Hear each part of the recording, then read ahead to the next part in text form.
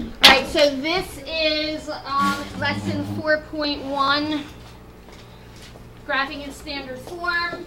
Today is Thursday, September 13th. This is period 6, right? Is it 6? Yeah. Alright, so for this problem, what's the value of A? Positive 1/2. What's the value of B? What's the value of B?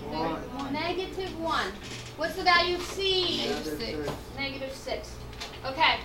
Is this parabola concave up or concave down? Concave up. What is the y-intercept? Negative 6. Is it narrower than the parent graph, wider than the parent graph, or the same shape as the parent graph? Okay. So the value of A is 1/2. Its absolute value is 1/2, and that's bigger than 1 or less than 1? Less than 1, which makes it wider. Oh, that's right. Okay. All right, let's find the x-coordinate of the vertex. So I have x equals negative b over 2a. So I'm plugging in my negative 1 into a negative b. So this negative b is telling you you're taking the opposite sign of that.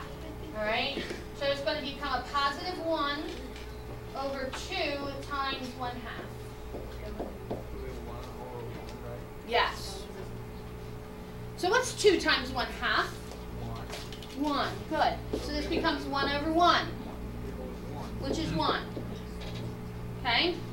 So the x-coordinate of the vertex is 1.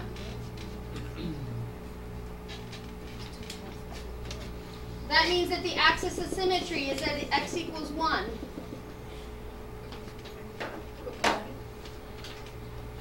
Okay, let's go to the graphing calculator. Oops, no, that's wrong.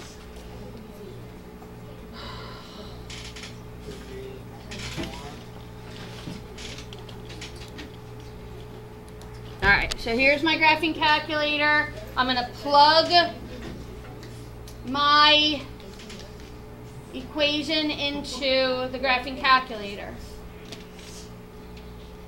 All right, so my A is 1/2. A lot of students have question of how I enter 1/2 in the calculator. Well, any fraction is a division. So you're using a division symbol, and you're going to put your fractions inside parentheses too. So they're going to open parentheses, do 1 divided by 2, close parentheses, then x squared. What comes next? What's the next term? Minus x, then minus 6. All right, so let's take a look at the table. All right, and we found that the x coordinate of the vertex is 1. What's the y coordinate?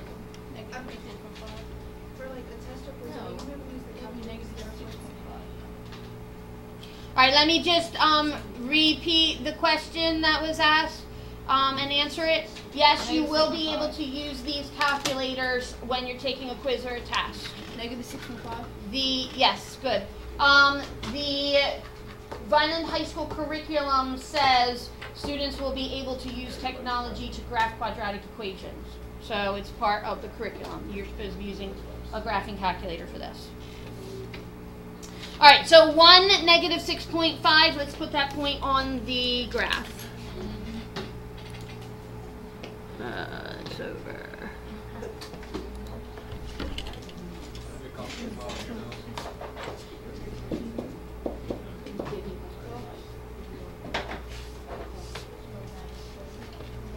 One, negative 6.5. Oops, hold on, that's not right. All right, so negative 6.5 is halfway between negative 6 and negative 7. So here's negative 6, there's negative 7. I'm putting it in between. Okay? It doesn't have to be exact, but when I'm grading this, I want to know that you know it's between negative 6 and negative 7. Okay? All right, let's find another point. I'm going to go back to my graphing calculator. All right, so now I'm looking at this table, and because A is a fraction, I've got values in the y column that are not whole numbers. And when it comes to the vertex, you have no choice. The vertex is what the vertex is. If it happens to not be a whole number, you have to use the decimal for that. Okay? However, if I'm graphing and I have a choice on whether to use whole numbers or decimals, I'd rather use whole numbers. So looking at this graphing calculator, I want to pick a number close to the vertex whose coordinates are whole numbers. So which should I choose? 2. Okay. So I've got 0, -6, good. And its reflection across the axis of symmetry has the same y coordinate, which would be 2, -6. 0, -6, 2, -6. Let's plot those.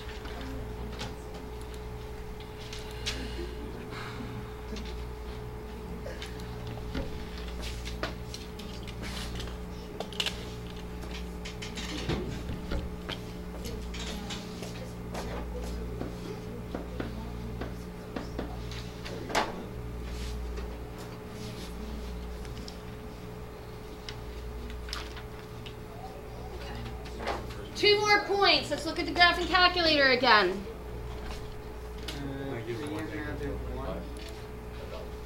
All right, so again, we're looking for another point close to that. Who has a whole number for the y? What did you say you wanted to pick? I would pick this one, right? Is that the next closest one that has a whole number for the y? 4, -2. And then what other point also has -2? Good. So I've got -2, -2, and 4, -2.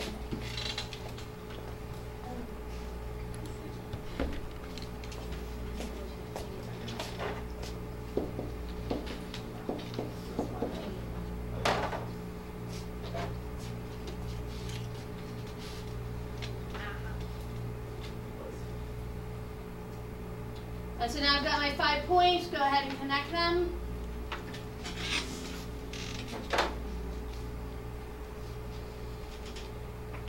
It's concave up.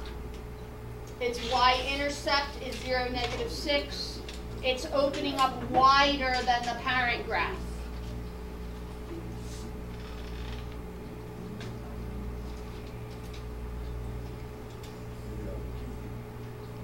All right, I'm going to stop the recording.